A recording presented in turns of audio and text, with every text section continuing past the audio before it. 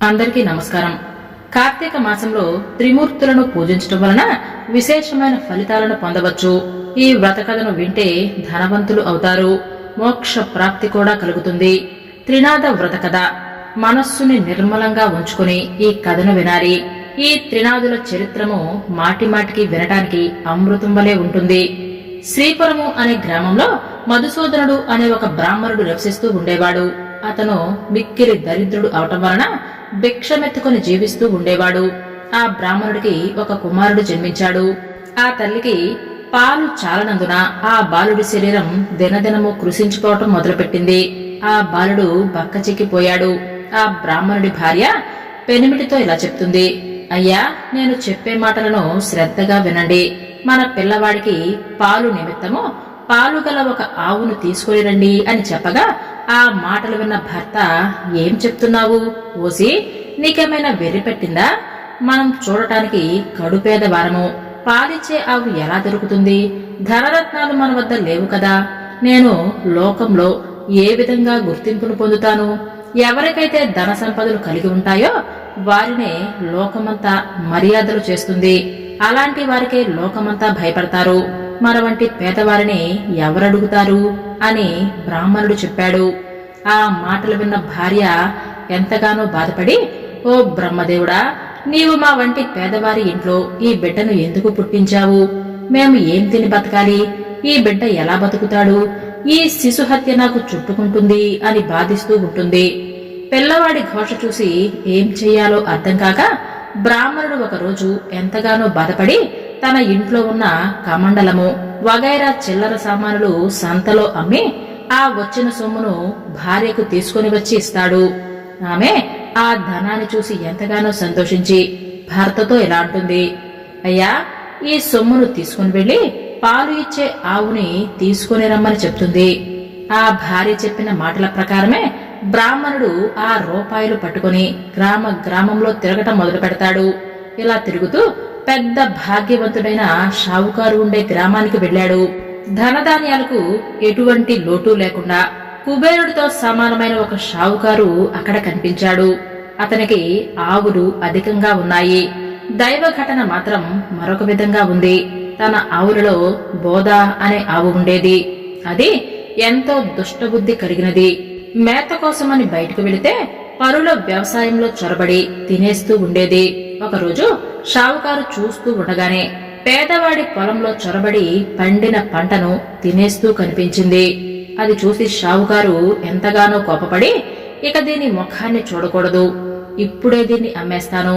దీని విలువ 50 రూపాయలు అయినప్పటికీ నాకు దీని వలన ఎటువంటి ప్రయోజనము లేదు.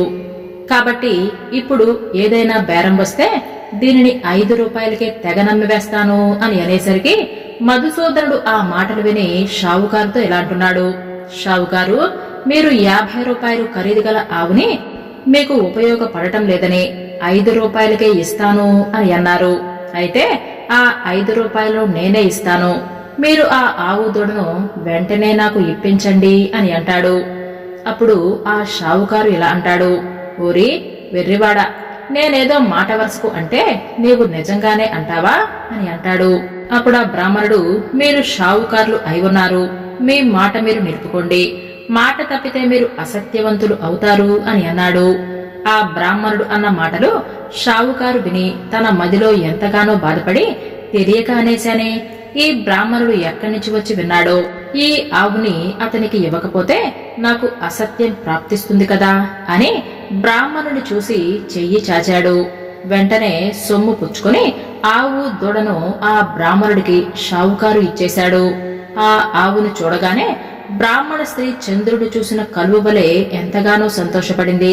వెంటనే పాలు పితికి కుమారుడికి పోసి ఆనందించింది. ఇలా కొన్ని రోజులు గడిచిపోయిన తర్వాత ఆవు ఎటువైపుకో వెళ్లిపోయి కనిపించలేదు. పొద్దు పోయే వేళ అయింది. ఆవు తిరిగి రాకపోవటాన్ని చూసి బ్రాహ్మణుడు ఆవు కోసం వెతుకుతూ ఉన్నాడు. వీధులలోనూ సమీపంలో ఉన్న వ్యవసాయ భూములలో అంతా వెతికి చూశాడు. అయినా ఆవు జాడ కనిపించలేదు. తెల్లవారిన తర్వాత నిద్ర మేలుకొని ఆవును వెతకటానికి బయలుదేరి కొంత దూరం నడిచి ఒక చోటకు వెళ్లి తోటలో చెట్టు దగ్గర కూర్చొని ఉన్నాడు. అది ఒక పెద్ద మర్రి చెట్టు. పైన ముగ్గురు మనుష్యులు కూర్చొని ఉన్నారు. వారి వరుసగా బ్రహ్మ, విష్ణు, మహేశ్వరులు, వారే త్రిమూర్తులు. అటువంటి చెట్టు కింద బ్రాహ్మణుడు కూర్చొని ఆయాసం తీర్చుకుని లేచిపోతూ ఉండగా త్రిమూర్తులు బ్రాహ్మణుడితో ఇలా అంటున్నారు: ఓ విప్రుడా, నీ మనస్సుకు ఎందుచేత దుఃఖం కలిగినది? అసలు నీవు ఎక్కడికి వెళుతున్నావు? ఆ సంగతిని మాతో వివరించి చెప్పు అని అనగా బ్రాహ్మణుడు చేతులు జోడించి, అయ్యా, నేను కడుపేదవాడిని, భిక్షమెత్తుకొని బతికేవాడిని. నాకు ఒక ఆవు ఉంది, అదిప్పుడు కనిపించటం లేదు. ఈ రోజు శ్రీపురంలో సంత జరుగుతూ ఉంది. నేనా సంతకు వెళ్లి వెతుకుతాను. ఎవరైనా ఒకవేళ ఆవును దొంగిలిస్తే ఇక్కడికే తీసుకుని వచ్చి అమ్ముతారు కదా అని అంటాడు. త్రినాథస్వాములారా, ఈ ఉద్దేశముతోనే నేను వెతుక్కుంటూ వెళుతున్నాను అని సంగతిని మొత్తం వివరించి చెప్తాడు. ఆ మాటలు విన్న త్రిమూర్తులు ఇలా చెప్తున్నారు: నీవు ఎలాగూ సంతకు వెళుతున్నావు కాబట్టి మా కోసం ఏమైనా కొన్ని దినుసులు తీసుకొని వస్తావా అని త్రిమూర్తులు అడుగుతారు.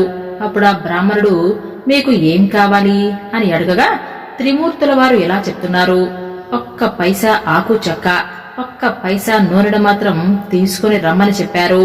ఆ మాటలు విన్న బ్రాహ్మణుడు ఏమని చెప్తున్నాడంటే, ఓ త్రిమూర్తులారా, నాకు డబ్బులు ఎక్కడ దొరుకుతాయి?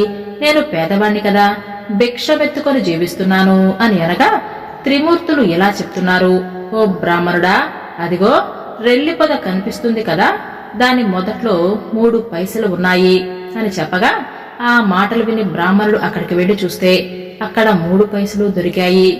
ఇంకా అక్కడ డబ్బులు దొరుకుతాయేమోనని ఆ చెట్టుని ఇంకా పైకి లేపుతున్నాడు. అది చూసిన త్రినాథుల వారు, ఓ బ్రాహ్మణుడా, నీకేమైనా వెర్రి పట్టిందా? అందులో ఇక పైసలు లేవు. మేము ఎంతైతే చెప్పామో అంతే ఉంటాయి అని అన్నారు. ఆ బ్రాహ్మణుడు ఆ మాటలు విని అక్కడి నుంచి వెళ్లిపోయాడు. అలా కొంత దూరం వెళ్లి తిరిగి వచ్చి ఆ చెట్టు కింద నిలబడి చూస్తూ ఉన్న బ్రాహ్మణుణ్ణి త్రినాథుల వారు చూసి, ఓ విప్రుడా, మరలా తిరిగి నువ్వు ఎందుకు వచ్చావు అని అనగా, అయ్యా, మీరు చెప్పిన వస్తువులను నేను ఎలా తీసుకుని రావాలి అని ప్రశ్నించగా నీ భుజం పైన ఉన్న గావంచాలో తీసుకుని రమ్మని త్రినాథుల వారు చెప్పారు. అందుక బ్రాహ్మణుడు, గావంచాలో నూనె ఎలా ఉంటుంది? మీరు జగత్కర్తలు, నాతో కపటంగా చెబుతున్నారు కదా అని అన్నాడు.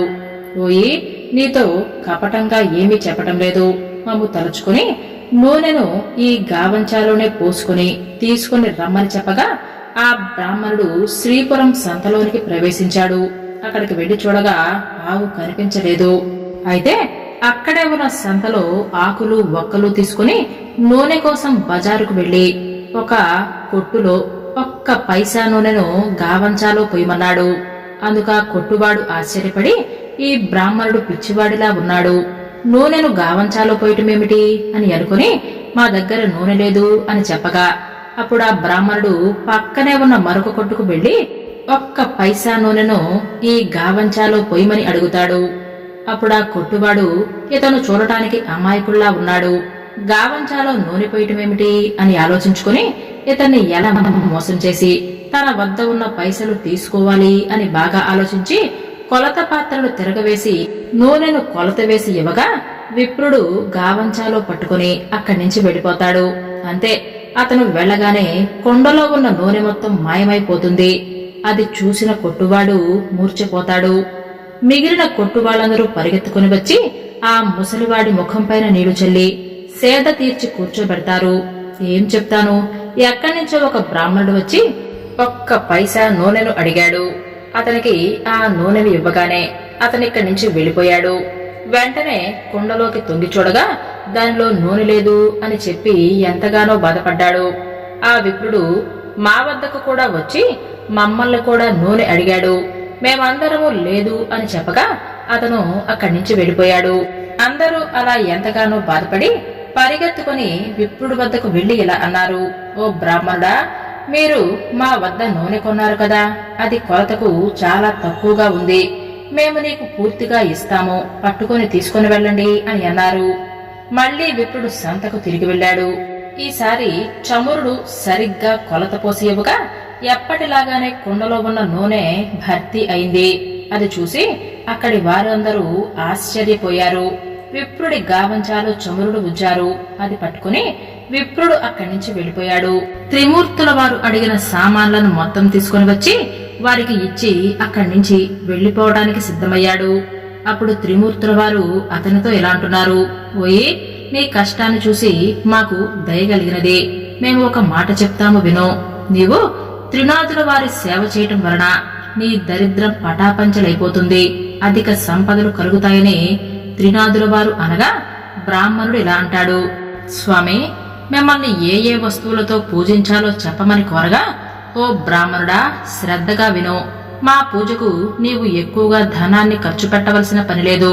మేము కొద్దిపాటితోనే తృప్తి చెందుతాము అని అంటాడు. ఇప్పుడు నీవు తీసుకొచ్చిన వస్తువులు చాలు, త్రిమూర్తుల పూజా ద్రవ్యాలు అంతే అని చెప్తాడు. మాకు వీటితోనే మేళా చెయ్యి. 3 మట్టి చిరుమలను ఉంచి అందులో ధూపం వేసి దీపం వెలిగించడానికి 3 ప్రమిదలు తీసుకుని అందులో కొద్దిగా నూనెను పోసి వత్తులు వేసి ఆకు చెక్కలను పక్కన పెట్టుకుని ఉంచుకోవాలి. ఆ రోజు రాత్రి తెల్లవారుజామున మీ ఇంటికి దగ్గరలో ఉన్న స్నేహితులను పిలిచి పూజా ద్రవ్యాలను తెచ్చి అక్కడుంచి సకల పదార్థాలను స్వామికి సమర్పించాలి. అలా చేస్తే సకల పాపాలు నివారించబడతాయి. ఆ మాటలు విన్న ద్విజుడు పూజలు చేయటానికి ఉపక్రమించాడు. చెట్టు మొదట్లోనే పూజను చెయ్యాలి అని ప్రారంభించాడు. కాని పూజ చేయటానికి అక్కడ ఒత్తు కనిపించదు. అప్పుడు త్రిమూర్తుల వారు నీ గావంచా చెంగును చించి ఒత్తును చెయ్యమని చెప్పగా ద్విజుడు ఇలా చెప్తున్నాడు: నేను కటిక పేద బ్రాహ్మణుడిని. భిక్షమెత్తుకుని ప్రతిరోజు పూటను గడుపుకొని కుటుంబ పోషణ చేసుకుంటూ ఉన్నవాడిని. అన్న వస్త్రాలకు ఎంతగానో కష్టపడుతున్నాను. దీపాన్ని వెలిగించడానికి నా దగ్గర కనీసం అగ్గి కూడా లేదు. నా గావంచా ఒత్తులకు ప్రాప్తమైనది. నా ఆవు దొంగల పాలు అయినది. నా కుటుంబం ఉపవాసంతో నా కోసం ఎదురు చూస్తూ ఉంటారు. ఏ బుద్ధితో నేను పూజ చేస్తాను అని యాజ్ఞించుకుని ద్విజుడు అక్కడే కూర్చొని ఉన్నాడు. అది చూసి త్రిమూర్తుల వారు ఇలా అంటున్నారు: ఓ బ్రాహ్మణుడా, నీవు దిగులు పడకు. నీ ఆవు పెయ్య కూడా దొరుకుతాయి. నీవు నీ కుటుంబము సౌఖ్యాలు పొందుతారు, వస్త్రాలు కూడా దొరుకుతాయి అని చెప్పారు. అప్పుడు ఆ బ్రాహ్మణుడు చేతులు జోడించి, స్వాములారా, అటువంటి భాగ్యం నాకెప్పుడు కలుగుతుందో అప్పుడు 5 మేళాలు స్వామివారికి ఇస్తాను. ఈ మాట సత్యము అని చెప్పాడు. దీపం వెలిగించడానికి అగ్గిలేదే, నేనిప్పుడు ఏం చేయగలను అని అనగా త్రిమూర్తుల వారు ఇలా చెప్తున్నారు: ఓ బ్రాహ్మణుడా, నీ 2 నేత్రాలు మూసుకో. వెంటనే బ్రాహ్మణుడు కళ్ళు మూసుకోగానే అకస్మాత్తుగా దీపం వెలిగింది. అది చూసిన బ్రాహ్మణుడు ఆనందించి స్వామికి మేళా సమర్పించాడు. మేళా ఇచ్చివేసిన ఆనందంతో బ్రాహ్మణుడు చేతులు జోడించి సాష్టాంగ దండ ప్రణామం చేశాడు. త్రిమూర్తుల వద్ద సెలవు తీసుకుని కొంచెం దూరం నడిచి వెళుతూ ఉండగా కనిపించకుండా పోయిన ఆవు దూడ కనిపించాయి.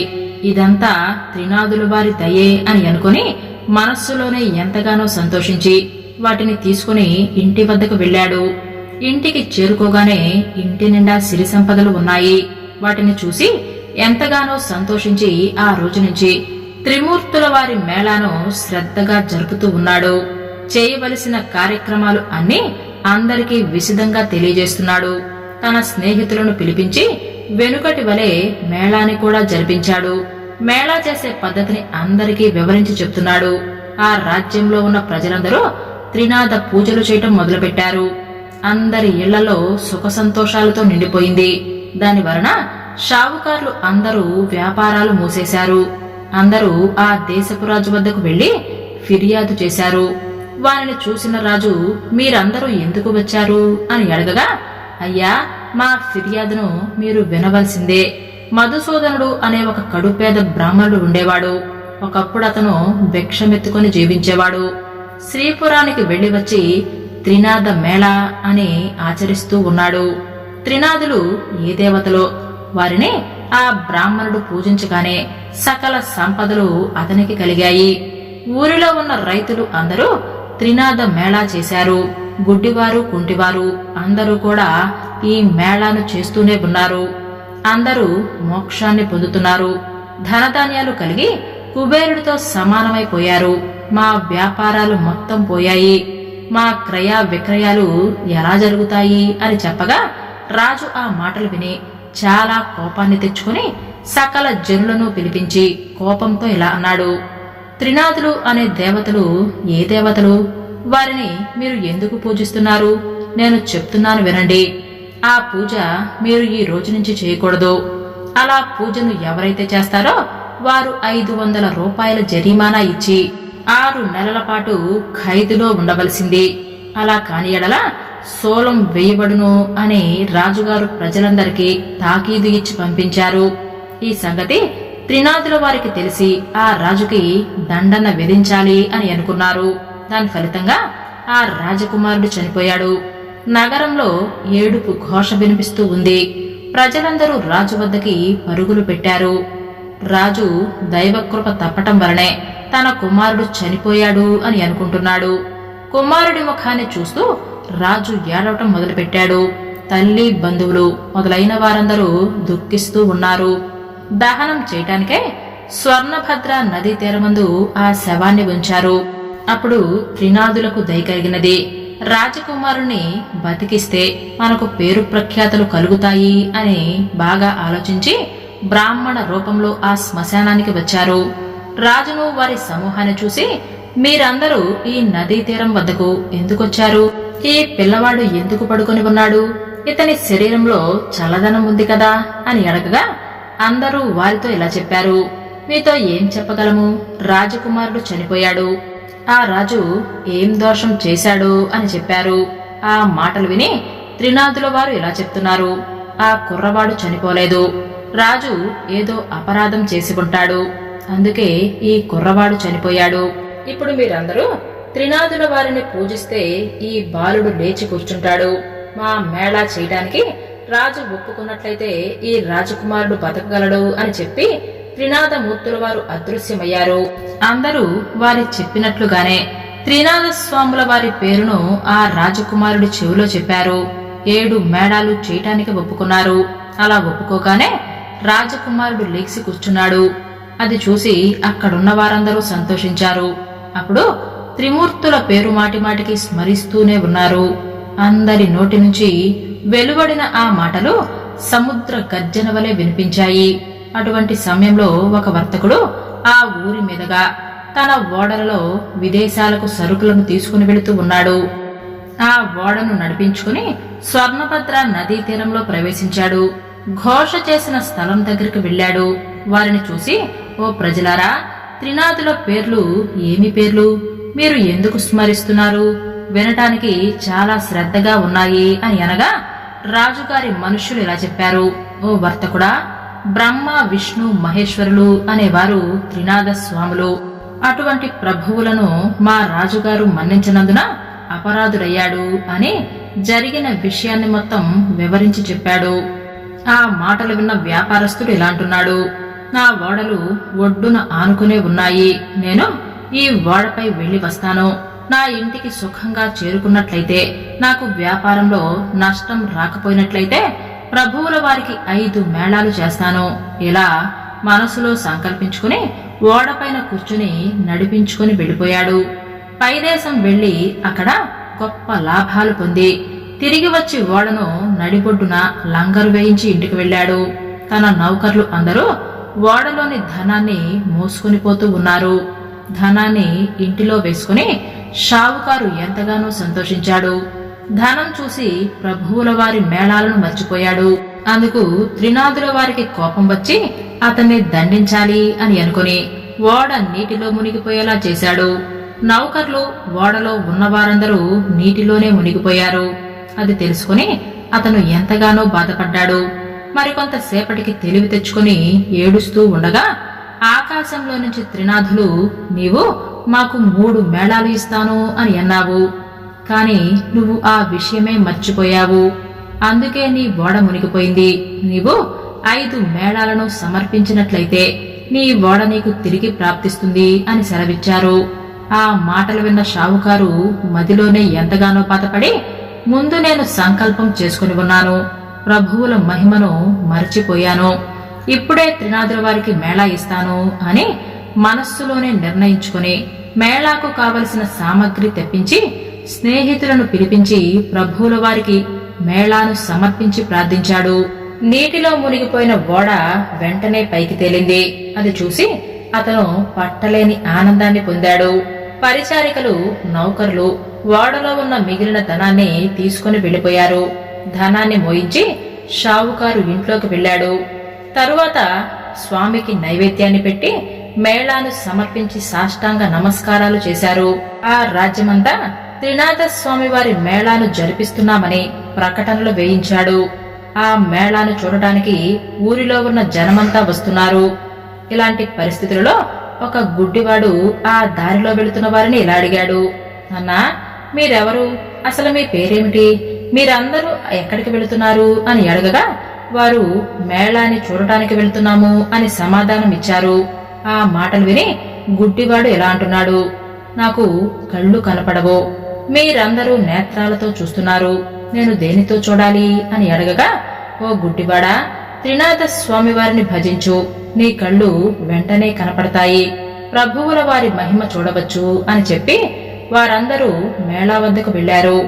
గుడ్డివాడు ఆ తోవలోనే కూర్చుని స్వామివారి భజన చేస్తూ ఉండగా కొంచెం కళ్ళు కనిపించాయి. అప్పుడు ఆ గుడ్డివాడు కొంత దూరం నడిచి వెళ్లాడు. దారిలో ఒక సొట్టవాడు కూర్చుని ఉన్నాడు. వాణ్ణి చూసి, నీవు గుడ్డివాడివి, ఎంత కష్టంతో ఎక్కడికి వెళుతున్నావు అని అడిగాడు.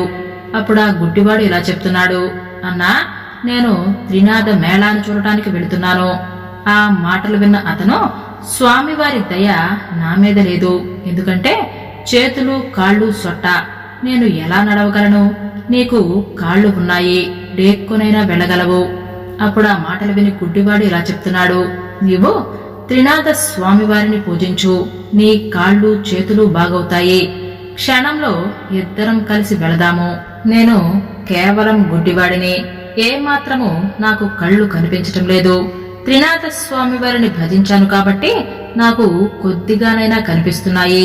అందువలన నీవు కూడా స్వామివారిని భజించావంటే నీ బాధలు నివారణ చేస్తారు అని చెప్పగా, అందుకు ఆ సొట్టవాడు ఎలా అంటున్నాడు, ఓ గుడ్డి అన్నా, నీకు కాళ్ళు ఉన్నాయి కాబట్టి నడవగలవు, నేను ఎలా నడవగలను? నన్ను నీ భుజాల మీద కూర్చోబెట్టుకుని నెమ్మదిగా నడిచి వెళ్ళు, నేను నీకు దారిని చూపిస్తాను, నిశ్చింతగా ఇద్దరము మేళాకి చేరుకుంటాము అని సొట్టవాడు చెప్పాడు. అతని మాటలు విన్న గుడ్డివాడు సొట్టవాని భుజాలపైన కూర్చుని మెల్లగా నడుస్తూ పోతున్నాడు. నేస్తం, నా నేత్రాలు నిర్మలంగా కనిపిస్తున్నాయి అని అనగా సొట్టవాడు, అయ్యా, ఇప్పుడు నేను నడిచిపోగలను. ఈ విధంగా గుడ్డివాడు సొట్టవాడు కలిసి త్రినాథస్వామి మేళా దగ్గరికి ప్రవేశించారు. ఆ మేళా జరిగే స్థలానికి ప్రతిరోజు ఒక వైష్ణవుడు వస్తూ ఉంటాడు. అతను త్రినాథ మేళాను చెల్లించకుండానే రోజు ఇంటికి వెళ్ళిపోతూ ఉంటాడు. అందుకని వారందరూ కలిసి ఒక నిర్ణయానికి వచ్చారు. ఈ రోజు నుంచి అతనిక్కడికి రావడానికి వీలులేదు అని చెప్పగా అతను ఎంతగానో బాధపడి, ఈ రోజు నుంచి నేను తప్పకుండా మేళాను సమర్పిస్తాను అని చెప్పాడు. నా అపరాధాన్ని క్షమించండి, ఇక నుంచి మేళా కాకుండా నేను వెళ్ళను.